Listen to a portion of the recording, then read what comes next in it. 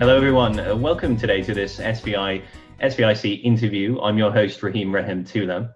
Joining us today is Erik Schluntz. He is the co-founder and CTO at Cobalt Robotics. We're going to be talking today about entrepreneurship for today and tomorrow. And I'm sure Erik's going to tell us all about that. And so, Erik, thank you so much for joining us today. It's a pleasure to have you on the show. Absolutely. It's a pleasure to be here. And so, Erik, as I said in the introduction there, you're the co-founder at Cobalt Robotics. But before we go into the work you do at Cobalt and talk about the robots you have there, I just want to ask a little bit about entrepreneurship. So perhaps to start, tell us a little bit about your own journey and your own decision to become an entrepreneur. How did that come about for you? Absolutely. So I've known that I wanted to be an entrepreneur since right before college. I originally thought I was going to be an engineer and was very excited to sort of build new products that would make the world a better place. And then right before starting college, I worked at a very small company as an intern and as basically an engineer. But as soon as I got there, I realized it was a 3-person company. And I ended helping them not just with engineering, but fundraising, marketing, everything. And what I realized that summer was that it wasn't just building a product to change the world that mattered. It was building a company that built a product. Because eventually this small company wasn't able to succeed, not because of their product, but because of everything surrounding the product. And that's when I really realized that I needed to take a more holistic picture if I wanted to have an impact. And where did it go from there? As you said, this was before college, and this is where you sort of caught the bug. And you did go on to college. You were at Harvard, if I'm not mistaken, but you did drop out at some point because you wanted to go off and make your own company. And so presumably at that point, was it a difficult choice for you to sort of to drop out? I mean, to put your education on hold, I suppose, because you did go back and finish. Yeah, it was an interesting experience. So I went into to college knowing that I was interested in entrepreneurship and knowing that I would eventually want to start a company. I still studied engineering because I knew that would be one of the most valuable skills for me as an early entrepreneur. I ended up starting a company with a friend.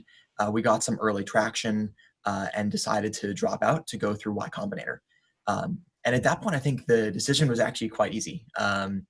One of my favorite things about Harvard is that they make it very easy to leave and you can always come back. So they really try to de-risk taking the leap of faith and trying to start something.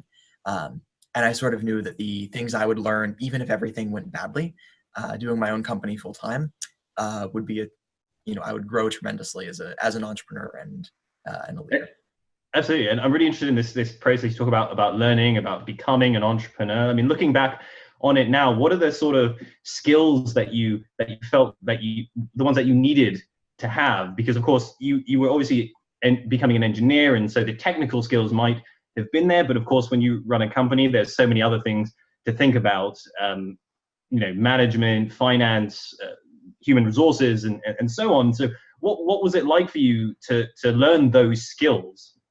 Yeah, that's an excellent question. I think the most important skill for an early entrepreneur to learn is, and that I continue to learn to this day, is what to focus on and where to spend your time. So in the very beginning in college, I spent a lot of time trying to talk to other entrepreneurs, go listen to speakers, go to pitch competitions, and really try to understand the order of operations of how you start a company. You can't start a company just by writing code in a basement. You have to go out and find users and find customers.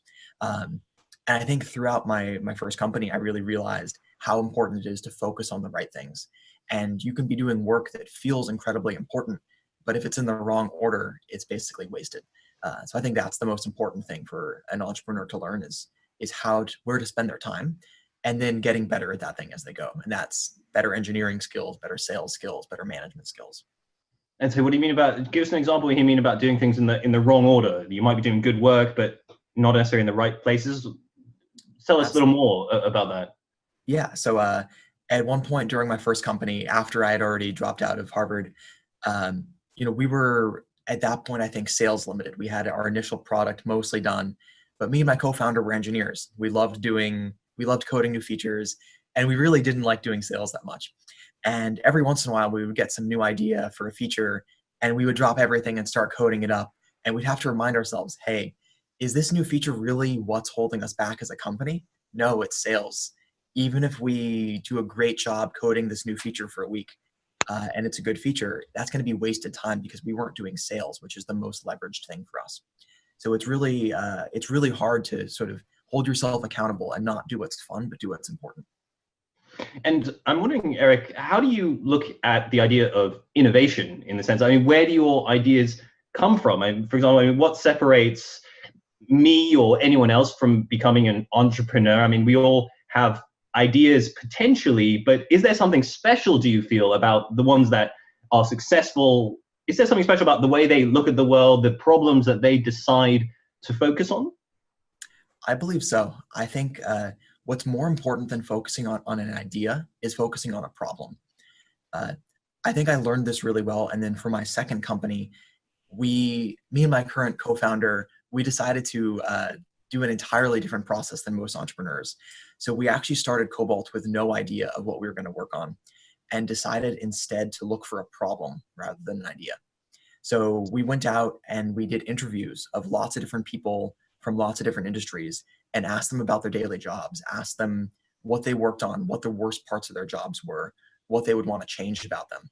And we really wanted to find not some idea, because an idea exists in your own head, but might not be applicable to the rest of the world, but find a problem that a real person and a real customer had, and then focus on solving that. And I think doing that, you avoid the most common trap of coming up with an idea that no one wants. And that's, I think, a pitfall that many, many entrepreneurs fall into today, where they come up with an idea and they code in their basement and never actually go and prove that it's a real problem that they're solving. And I think about this, Erik, in the context of a lot of the clients that we have at SVIC are big corporations and big companies, established companies, and it's really important for them now to innovate, especially with so many new technologies around at the moment. And so we have this phrase, this concept of intrapreneurship. You probably know about this. You know, when you're working within an organization and you're trying to drive innovation from inside an organization. And I just wonder what your thoughts are on trying to make this process happen when you're already inside a big organization. Do you think the same sort of lessons apply, where you really have to look outwards, and you might have great engineers and great people who have great ideas for what you do as a company, but that's not necessarily what people want, and it's not necessarily the kinds of innovations you need. So do you feel like going outside then in that context too is the way to go? That's a slightly different situation. I think it depends on whether you're starting from ground zero, like a new entrepreneur, where you don't have an existing product or an existing customer base. I think for an entrepreneur, someone trying to create innovation within a company, you have the tremendous advantage of already having a big customer base and already having products and hopefully real problems that you're solving with those products for those customers. So I think you don't have to start entirely from scratch with someone outside. But I do think you need to be focused on the customer and focused on a real problem that you're solving, not trying to do something new for newness' sake. I think the biggest problems I've seen with entrepreneurship is being able to really embrace failure. For an entrepreneur, it's easy to bet everything on a new idea. And most of the times that won't work out, but it's okay, because as a single person or two people, you don't have a lot to lose. It's much harder for a bigger established company to bet everything on a new crazy idea, and they probably shouldn't. So I think what's important is being able to set up small, limited ways for a company to experiment and not be scared of failing, because entrepreneurship is a messy process. Everyone sees the winners, but 90% of companies are going to go out of business. And so for an intrapreneurship program, a company has to really be okay that 90% of their internal projects in it are going to fail. And that's not bad. That's just par for the course. And what's been your own experience with failure? You've had obviously good success now with Cobalt Robotics and your other company previously, but were there a lot of ideas that you also pursued which didn't work out? There were a few. So my first company, Posmetrics, got acquired, and I went back to school after that. Between that time and starting Cobalt, I experimented with lots of different ideas, because I always knew that I was looking for another company to start. And so for a few years, I was playing with different things, talking to different people. I never really pursued many of them very far. And I think this goes to another core concept of entrepreneurship of making sure you fail fast. As if there is an idea that's going to fail, you'd much rather it fail in 3 weeks so you can move on than fail in 2 years and you've wasted 2 years. So I think how I like to approach this, I call hypothesis-driven testing. So when you're working on a startup idea or startup problem, you need to constantly be thinking about what are the risks here? How can I disprove those risks? And it's not about building something, but thinking what could go wrong and how can I disprove those things? So maybe the risk is it's hard to build a robot like this. I need to prove that I can actually build this. Or it's hard to get someone to buy a robot like this. It's hard to do sales. How can I prove that I can do sales once I have these things? So breaking it down into these small points of validation, I suppose. Exactly. And really thinking about what is the validation that's needed, not just the work that needs to get done eventually.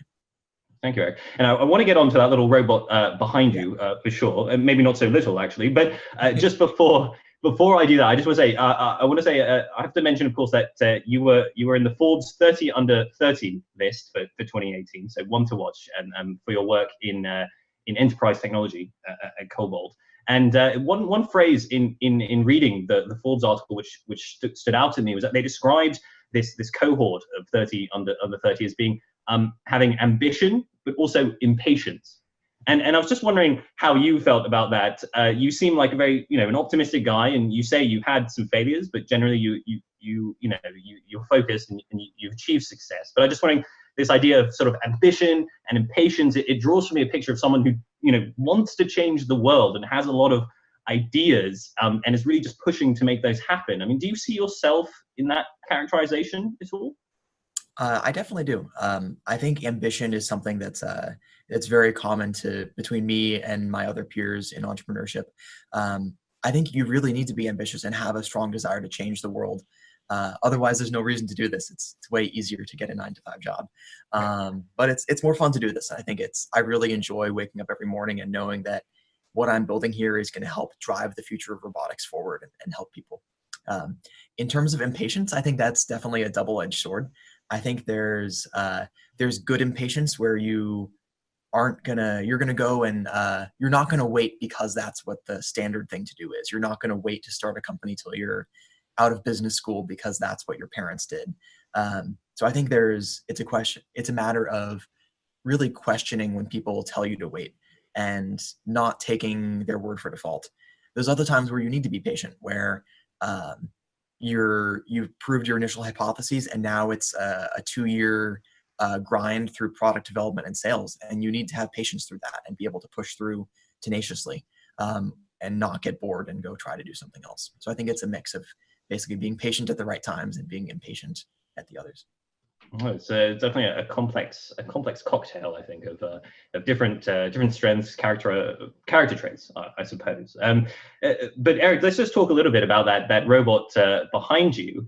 And so you spoke earlier about how you and your co-founder went out and talked to people and tried to really get a sense of what are the real problems out there and come up with a solution to them. So tell us, what was the problem that you found that Cobalt Robotics is the answer to? Yeah, absolutely. The person we talked to was a security director at a company in San Francisco, and he told us how hard it was for him to provide nighttime security for his company. It's very hard to find night shift people, and it's very expensive. In order to have full coverage for your building with lots of different satellite offices, it can be incredibly expensive to have guards in all those areas. And so we designed a robot that would basically work alongside human guards to help provide a better quality of service, where the robot can patrol autonomously 24/7, looking for anything out of the ordinary, and video call in a human guard to help resolve a situation as needed.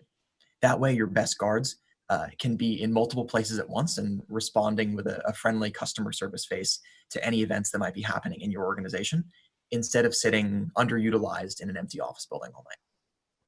And what's the reception been like for these robots that you found, putting them into real life situations? Have they achieved what you hoped they'd achieve? They have, yeah. We've been very happy, and our customers have been extremely happy with our robots so far. Many of our customers are asking for more robots to expand their coverage into other offices, which is always a great sign. And we've been providing real security value and helped resolve a lot of incidents and increase situational awareness to help our customers protect their assets.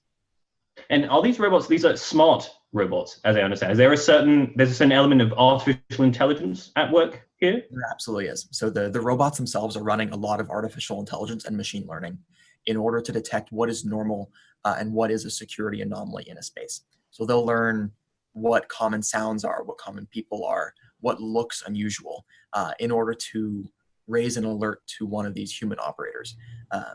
Just like a human security guard will learn what looks normal in a building and what is something that is suspicious to investigate.